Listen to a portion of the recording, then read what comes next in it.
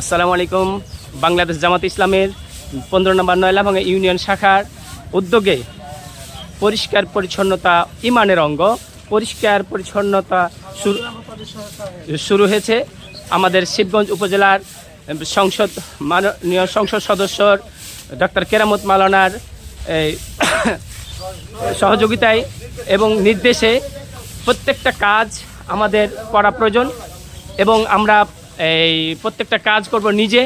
পরিষ্কার পরিচ্ছন্নতা ইমানের অঙ্গ, অতএব আমরা নিজে পরিষ্কার করব এবং নিজের এলাকা পরিষ্কার করে এই দেশটাকে পরিষ্কার করতে চাই।